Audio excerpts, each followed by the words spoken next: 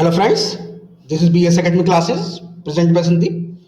तो स्टूडेंट्स, आज के इस वीडियो में सीबीएसई यूजीसी नेट के जो लास्ट वीडियो में हमने रिसर्च मेथोडोलॉजी को टॉपिक को इंट्रोड्यूस किया था, उसी को कंटिन्यू में आगे बढ़ाते हुए एक टॉपिक और हम इंट्रोड्यूस करेंगे। तो जिन स्टूडेंट्स ने मेरा वीडियो पहली बार देख रहे हैं, तो I give my brief introduction. मेरा नाम संदीप है, मैंने एमटेक किया कंप्यूटर साइंस से। आफ्टर दैट मेरे पास work experience as a software engineer 2 years का। Then I also qualified CSIR exam as a JRF in engineering science stream. I also qualified CBSE UGC NET exam as JRF 3 times, and right now I'm working as a research scientist. तो ये research methodology का part 5th video है।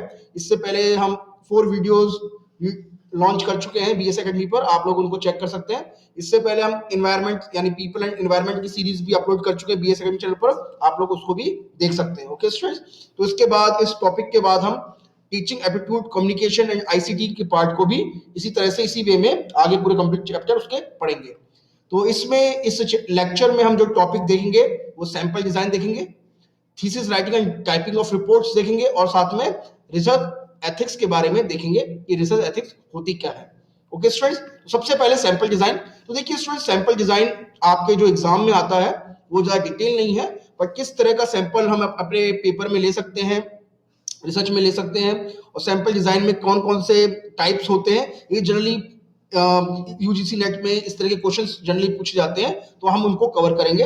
उनको detail में नहीं देखेंगे क्योंकि उसका एग्जांपल देने के लिए ही इतने क्वेश्चन हमें आते हैं, क्योंकि हम आरएम का, रिसर्च मेथोडोलॉजी का पूरा लेक्चर नहीं पढ़ रहे, मतलब एक तरह से उसका कोर्स नहीं कर रहे। एक तरह से आरएम जो आती है हमारे एग्जाम में यूजीसी नेट में बहुत थोड़ा सा पार्ट आता है, तो उतना ही हम उसको कवर करेंगे। Okay, now sample design. तो सैंपल डिजाइन जो होता है, the item selected constitute what is called sample, यानी जो हमने अपने रिसर्च के अंदर होल पॉपुलेशन ली है, यानी जिसका पॉपुलेशन का मतलब होता है पॉपुलेशन या फिर यूनिवर्स, पॉपुलेशन या फिर यूनिवर्स। ओके, तो इसका मतलब ये होता है कि उस हमारी जो रिसर्च है जनरली किस पे इफेक्ट करेगी। ओके, तो ये हमारा होता है इफेक्ट करती है रिसर्च पे, तो ये होता है उसमें से हम उसका छोटा सा पार्ट, एक उसमें से पॉपुलेशन या यूनिवर्स में से कुछ डेटा हम अपने सैंपल डिजाइन के लिए ले लेते हैं, और इस सैंपल पर हम अपनी टेस्टिंग करते हैं।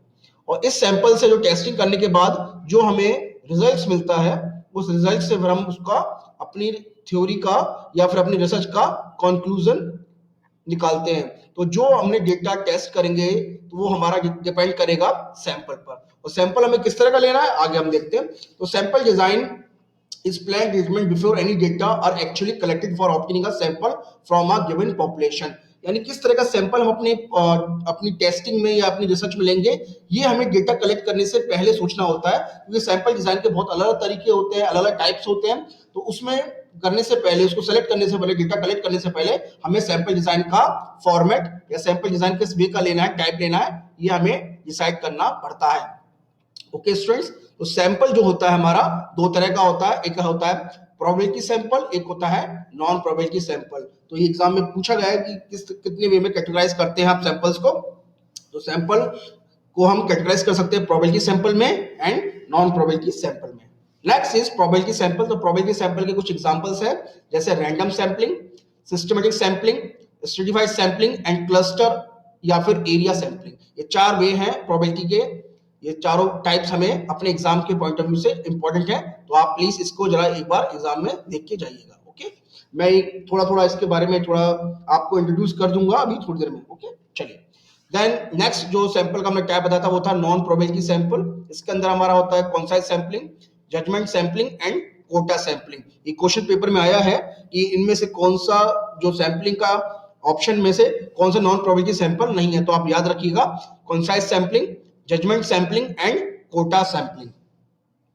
नाउ एक होती है हमारी डेलिब्रेट सैंपलिंग। क्या होती है जरा देखते हैं। पर्पसिव और deliberate section of particular unit of the universe for constructing a sample that represent the universe, यानी एक तरह से आपने होल पॉपुलेशन ली, उस पॉपुलेशन में से आप जानबूझकर पर्टिकुलर उस यूनिवर्स में से एक यूनिट को, उस यूनिट को पूरा का पूरा डेलिब्रेटली उसको सेक्शन को हटा के, रिमूव करके डेलिब्रेटली उस पार्ट को हटाते हैं, और उस पार्ट से आप एक पूरा सैंपल निकालते हैं, और फिर उसी पर आप अपनी थ्योरी लगाते हैं, रिसर्च करते हैं। और ये सैंपलिंग जो पॉपुलेशन एलिमेंट हम सेलेक्ट करते हैं, डिपेंड करती है कि आप कितने वे में उसको एक्सेस कर सकते हैं। ओके, क्योंकि आपके रीच कहां तक है, एक्चुअली में ये रीच तक होता है कि हो सकता है यूनिवर्स का, ये पॉपुलेशन का, जिस पॉपुलेशन को आप स्टडी कर रहे हैं उसके हर हर एलिमेंट तक आप ना पहुंच पाए, तो आप एक पॉपुलेशन, एक पर्टिकुलर सैंपल अपने उसमें से ले लेते हैं पॉपुलेशन में, यानी जिस पर आप पहुंच सकते हैं तो उसके ऊपर ही आप क्या करते हैं, अपनी रिसर्च करते हैं। तो इस तरह की सैंपलिंग को हम कॉन्वेंस सैंपलिंग कहते हैं, जो अभी हमने जो नॉन प्रोबेबिलिटी में पढ़ा था। ओके स्टूडेंट्स, तो डेलिब्रेट सैंपलिंग या फिर कॉन्वेंस सैंपलिंग।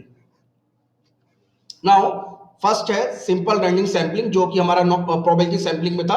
तो each and every item in the population has equal chance of inclusion in the sample and each one has a probability of being selected. आपके पास पूरा universe है, इस universe में आपके डिफरेंट डिफरेंट पार्टिकल्स हैं, यानी एक इसमें आइटम्स है, और हर आइटम को सेलेक्ट करने की जो प्रोबेबिलिटी है वो इक्वल है, यानी C1 को आप जिस वे में प्रोबेबिलिटी में लेंगे उसी को C2 में लेंगे, यानी हम इनको P1 P2 इनकी प्रोबेबिलिटी से इसको डिनोट कर लेते हैं। तो इसे सिंपल रैंडम सैंपलिंग, यानी आपने सपोज करिए आपकी पॉपुलेशन के अंदर से 2000 डेटा है, वो 2000 डेटा में से हो सकता है कि आप सब पे अपनी स्टडी ना कर पाए, तो 2000 डेटा में से आप क्या करेंगे, केवल और केवल 200 डेटा आप अपने एग्जाम्पल के लिए, अपनी रिसर्च के लिए ले लेंगे, और ये जो 200 डेटा आप सेलेक्ट करेंगे ये रैंडमली करेंगे, यानी किसी को भी आपकी एक जैसे लॉटरी टिकट टाइप का होता है, उसमें से आप उसी वे से उसमें से 10 जो आर्टिकल्स हैं, 10 आइटम्स हैं, उसमें से निकाल लेंगे, और हर आइटम की निकलने की प्रोबेबिलिटी जो होगी वो इक्वल होगी। तो it is known as simple random sampling.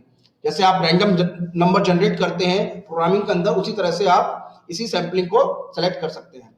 Next is systematic sampling. Systematic, तो सिस्टमैटिक सैंपलिंग का मतलब नाम से पता चल रहा है कि आपके पास कोई सिस्टम है जिससे आप अपना सैंपल डिजाइन करेंगे। An element of randomness usually introduce into this kind of sampling by using a random number to pick up the unit which to start. यानी अब इसमें जो जो हमारा जो डेटा लिस्ट फॉर्म में होता है, लिस्ट फॉर्म में होता है, उसमें से आप क्या करते हैं, एक वे बनाते हैं, एक तरीका निकालते हैं, या फिर एक एल्गोरिथम डिजाइन करते हैं कि आपको जो रैंडम नंबर, एक तरह से एल्गोरिथम लिया आपने बनाया, उस एल्गोरिथम के अकॉर्डिंग आप जो पॉपुलेशन या सैंपल डिजाइन कर रहे हैं वो आपका इस एल्गोरिथम पे डिपेंड करेगा, उसमें से पार्टिकल्स या आइटम को निकालने में। तो selection process start by picking some random point on the list and then every nth element is selected until the desired number is secured. इसका मतलब ये हुआ, सपोज करिए हमारे पास 2000 आर्टिकल्स थे, 2000 आइटम थे, हमने क्या किया, पहले के 10 आइटम्स निकाल लिए, और उन 10 आइटम्स को निकालने का जो हमारा तरीका होगा वो सही होगा। अब हम क्या करेंगे, सपोज करिए हमने पहला आइटम निकाला, देन हम क्या करेंगे, इसके अंदर हर 20-20 के गैप से निकाल सकते हैं, यानी 21 निकाल लिया, देन 41 निकाल लिया, देन 61 निकाल लिया। तो यानी एक सिस्टमैटिक वे से हमने एल्गोरिथम डिजाइन कर लिया प्रोग्रामिंग के अकॉर्डिंग, और उसको हमने इस तरह से निकालना स्टार्ट कर दिया। तो एल्गोरिथम डिपेंड करेगा हमारा कि किस वे से हमने उसका एल्गोरिथम, यानी किस वे से हमें उसके आइटम्स को निकाल रखे हैं, तो उस तरह का जो सिस्टमैटिक वे होता है, एल्गोरिथम निकलने का तरीका जो होता है, उसको हम सिस्टमैटिक सैंपलिंग से डिनोट कर सकते हैं। Now next stratified sampling. Stratified नाम ही समझ में आ रहा है, क्लास। ओके, स्ट्रेटिफाइड का मतलब होता है क्लास, यानी आपके पास डेटा है, और डेटा जो है आपका होमोजेनियस डेटा नहीं है, it is data is heterogeneous.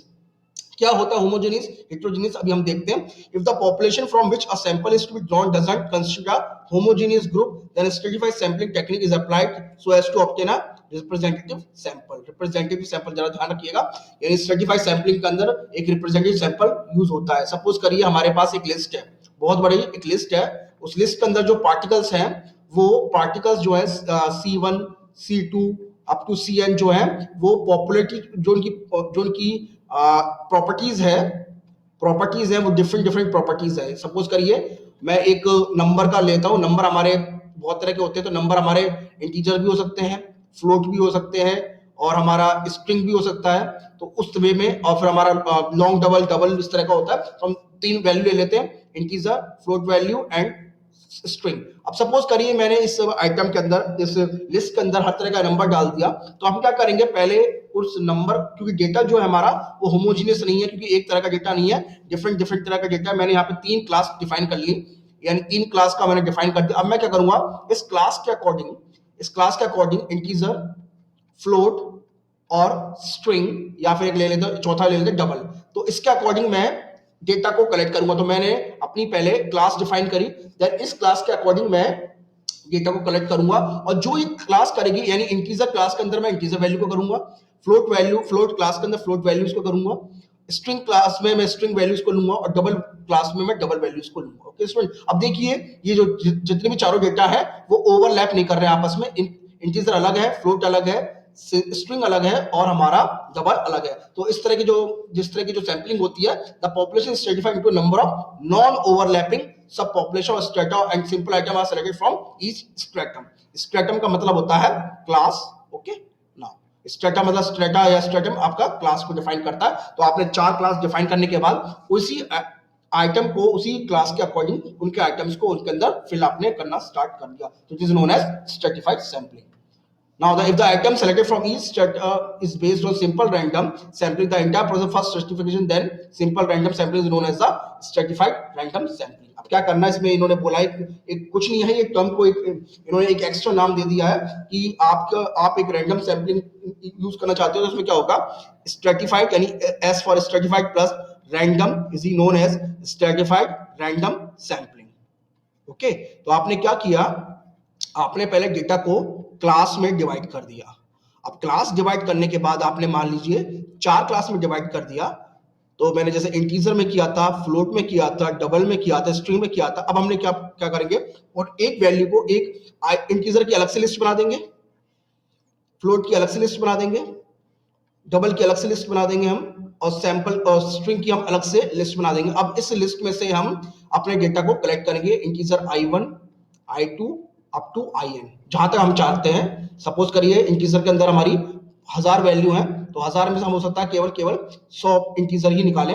उसी तरह से फ्लोट में हमारे अगर 1000 है, सब में 1000 है, तो हम 1000 में से हो सकता है केवल 100 वैल्यू सबकी निकाल लें। ओके, तो इस तरह के जो, और इन वैल्यू को निकालने का जो हमारा प्रोसीजर होगा वो रैंडम होगा, कोई से भी 100 नंबर। तो ये हमारी जो होगी उसे हम कहेंगे stratified random sampling. Okay students, now quota sampling, it is known as non probability sampling. Non probability sampling अभी हमने पढ़ा था, नॉन प्रोबेबिलिटी सैंपलिंग है। ओके, नाउ क्या होता है तो जरा देखते हैं। तो when interviewers are simply given quota to be filled from different strata, the actual selection of the item for sample being left to the individual judgment. Size of quota is proportional to size of stratum in the population in form of non probability sampling. Actually में जब हम interviewer या question या कोई prepare कर रहे होते हैं तो इस तरह की सैम्पलिंग हम यूज करते हैं कि बेस्ड ऑन नॉन प्रोबेबिलिटी। हम क्या करते हैं, इसके अंदर हर एक आदमी को एक कोटा फिल कर, यानी एक क्लास को हम हर क्लास को हम एक पर्टिकुलर नंबर डिनोट कर देते हैं, उस नंबर से उसको मतलब एक कोटा टाइप का इसे कर देते हैं, और उनका यानी उनका जो सिलेक्शन होगा it is based on individual judgement. Okay students, ये इस तरह इंपॉर्टेंट नहीं है, बट कोटा सैंपलिंग के बारे में एक बार क्वेश्चन आया था कि उसमें 4 ऑप्शन थे, उसमें से पूछा गया था ये कौन सी इसमें से नॉन प्रोबेबिलिटी सैंपलिंग में आती है, तो वो कोटा सैंपलिंग था। ओके स्टूडेंट्स, चलिए next. Then cluster sampling, it is a type of probability sampling. ये प्रोबेबिलिटी सैंपलिंग का है, इससे पहले वाला जो था वो नॉन प्रोबेबिलिटी का था।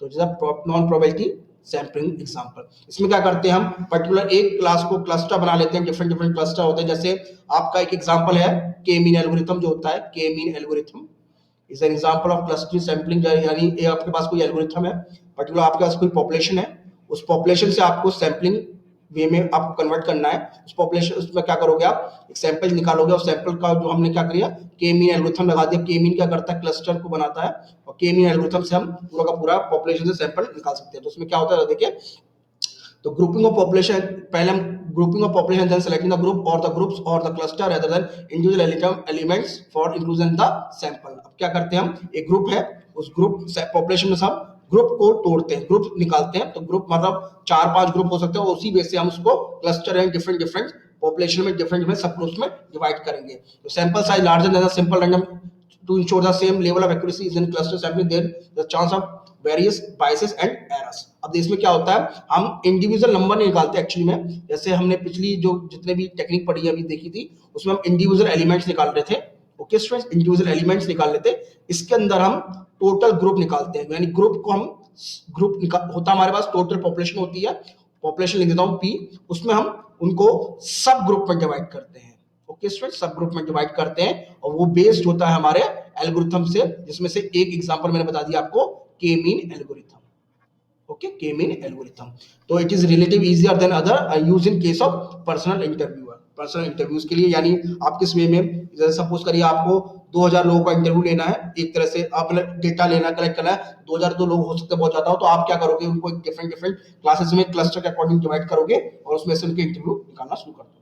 Okay students, now area sampling. Area sampling जो होती है, ये जब हमारा कोई रिसर्च का एरिया होता है, ज्योग्राफी रिलेटेड टाइप का जो होता है, डिफरेंट डिफरेंट डिविजन्स में आपको बांटना होता है। जैसे मान के चलिए इंडिया है, इंडिया को डिफरेंट स्टेट्स में बांट सकते हो, उसको फिर डिफरेंट स्टेट्स को आप डिस्ट्रिक्ट में बांट सकते हो, डिस्ट्रिक्ट को फिर आप अपने विलेज लेवल या फिर नगर पंचायत के लेवल में बांट सकते हो। तो जिस नोन एज एरिया सैम्पलिंग, यानी आप चाहते हो कि हमें इंडिया का हर आदमी का डेटा चाहिए, तो आप क्या करो, पूरे तो लोगों का डेटा नहीं मिल पाएगा आपको किसी स्टडी के लिए, तो आप एक स्टेट के अकॉर्डिंग उनको एरिया में डिफरेंट डिफरेंट एरिया में डिवाइड कर देते हैं, देन आप वहां से डेटा को निकालते हैं। ओके स्टूडेंट्स, तो area is divided into smaller and non overlapping area into geographical cluster and a number of these sample area are randomly selected. तो फिर हम इसमें एक्चुअली में ये जो वर्क होता है, सैंपलिंग वाली यूज होती है, वो फील्ड इंटरव्यूइंग के अंदर होती है।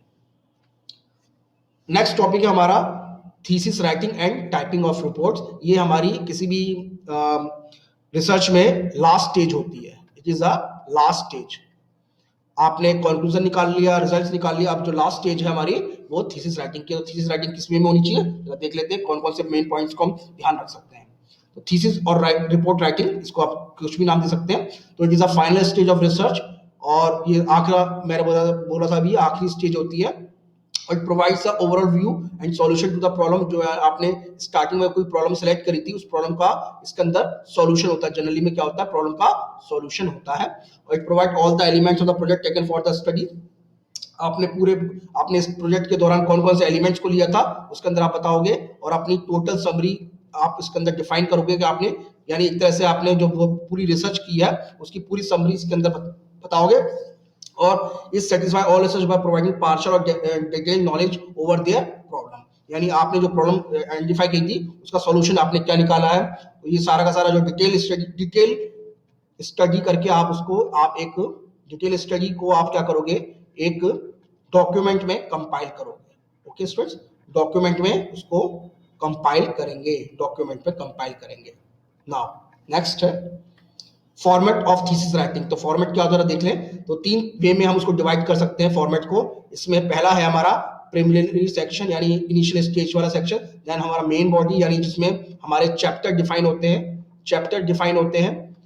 ओके, चैप्टर्स डिफाइन होते हैं। Now the last one is the reference section. Reference section में जिसमें आप लास्ट में आपने कहां से कौन कौन सा लिटरेचर सर्वे आपने लिया है, आप इसके अंदर पूरा का पूरा डिफाइन करते हो, आपने कौन कौन सी जगह से लिटरेचर लिया। Okay students, now preliminary section में क्या क्या होता है देखिए हम। प्रिलिमिनरी सेक्शन में आपने देखा होगा, जब भी कोई बुक स्टार्ट होती है तो always start with title page, then आप गिव एक्नॉलेजमेंट। आपने आपकी इस थीसिस में आप का किसने हेल्प किया, और या फिर किसको आप एक्नॉलेज करना चाहते हैं, आप किसको मतलब संबोधित करना चाहते हो, या फिर अपनी थीसिस या इस रिसर्च को किसके ऊपर आप डिवोट करना चाहते हो। आपने जैसे मान के चलिए बहुत से लोग अपने फादर, मदर, टीचर, फैकल्टीज, अपनी वाइफ के वो भी एक्नॉलेजमेंट करते हैं। उसके अंदर आपने किस किसी लोगों ने हेल्प करी आपकी, वो सब लिखते हैं इसके अंदर। तो टेबल ऑफ कंटेंट्स के अंदर आप लिखते हो कि आपके कितना इंडेक्स है, चैप्टर्स है, या फिर आप list of figures, list of tables, ये सब आपके जो स्टार्टिंग की, यानी एक्चुअल डिटेल से स्टार्ट से पहले जो ऊपर जो होता है, जो मेन बुक में होता है, उसको हम प्रिलिमिनरी सेक्शन कहते हैं। ओके, अब नाउ बीच में जो ये है, इसमें आप चैप्टर को शो करते हैं। ये जो स्टार्टिंग का होता है प्रिलिमिनरी सेक्शन होता है। देन द मेन बॉडी में क्या क्या होता है जरा देखें। मेन बॉडी में एक्चुअली में डिटेल स्टडी होती है। डिटेल, आपके पास जो चैप्टर है उनको डिटेल में आप डिटेल करके आप डिटेल चैप्टर में उनको बताओगे। ओके स्टूडेंट्स, अब इसमें हमारा इंट्रोडक्शन होता है टॉपिक का, एनालिसिस ऑफ लिटरेचर होता है, डिजाइन ऑफ द स्टडी होता है, प्रेजेंटेशन, एनालिसिस ऑफ डेटा होता है, समरी, कंक्लूजन, सब होता है। जो भी आपने पूरे के पूरे चैप्टर्स लिखे रिसर्च डिजाइन के अंदर, वो सारा का सारा आप मेन बॉडी में इंट्रोड्यूस करते हैं। एंड लास्ट सेक्शन होता है रेफरेंस सेक्शन, जिसके अंदर आप 3 वे में डिवाइड करते हो, bibliography, appendix and footnotes. Okay students, तो बिब्लियोग्राफी में आपने कौन कौन से जर्नल्स, कॉन्फ्रेंस पेपर, या फिर बुक, या फिर वेबसाइट, जहां से भी देखिए वो सब निकालते हैं। अपेंडिक्स में आप लिखते हो, जैसे आपने कोई क्वेश्चन प्रिपेयर किया, तो क्वेश्चन प्रिपेयर के जो क्वेश्चंस होंगे वो अपेंडिक्स में लगाते हैं। कुछ लोग इसमें बहुत सी जगह पर अपेंडिक्स में बहुत सी जगह और भी डिफरेंट डिफरेंट चीजें लगाते हैं। ओके, फुटनोट्स के अंदर आप जनरली जो आपके जो जैसे क्या बोले इसके अंदर फुटर नोट्स के अंदर आप कोई सेक्शन को डिवोट करना चाहते हो उस पर्टिकुलर चीज के अंदर, तो फुट नोट्स के अंदर होता है। जैसे हेडर एंड फुटर दो चीज होती है हमारे उसमें।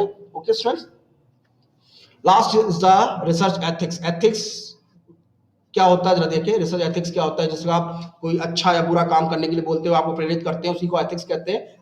ओके, तो researcher must ensure that data is accurate. पहला तो यह है, आप जो आपने जो रिसर्च में जो डेटा यूज किया है इट शुड बी एक्यूरेट। ऐसा नहीं है कि आपने कहीं से भी कॉपी पेस्ट करके डेटा को उठा लिया है। It is a very unethical work. Okay, तो कॉपी पेस्ट नहीं होना चाहिए आपका डेटा, वो सारा का सारा जो डेटा होना चाहिए एक्यूरेट होना चाहिए, आपके रिसर्च के अकॉर्डिंग होना चाहिए। Researcher must not try to intentionally prove a point.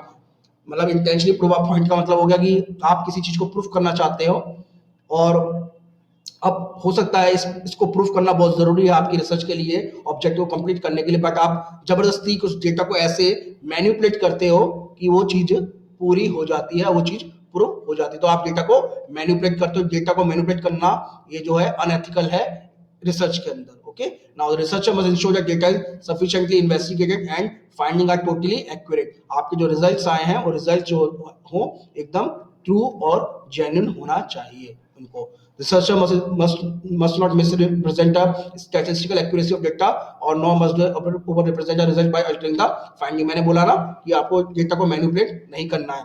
Researcher must ensure that the privacy, anonymity and the set for of a quote at ethics। यानी हो सकता है कुछ इंटरव्यू, आप जो लोग इंटरव्यू ले रहे हैं वो चाहते हैं कि आपकी रिसर्च में उनका नाम ना आए, बट आपको डेटा देने के लिए तैयार हो जाते हैं, तो उनकी एनोनिमिटी आपको बतानी है, यानी नहीं बतानी है, उनको बचा के रखना है, उनकी पहचान को दुनिया के सामने नहीं रखना। ओके स्टूडेंट्स, तो स्टूडेंट्स हमने इस वीडियो में रिसर्च मेथोडोलॉजी का 5th पार्ट देखा, सैंपल डिजाइन देखा, उसके एथिक्स देखे और कैसे रिपोर्ट लिखते हैं सब देखा। ओके स्टूडेंट्स, तो उसमें मैं आई होप कि आपको समझ में आया होगा। अगर फिर भी आपको डाउट रहता है तो आप you can mail me at my email ID sandeep@gmail.com। Okay students, तो please subscribe our channel for more videos. Thank you.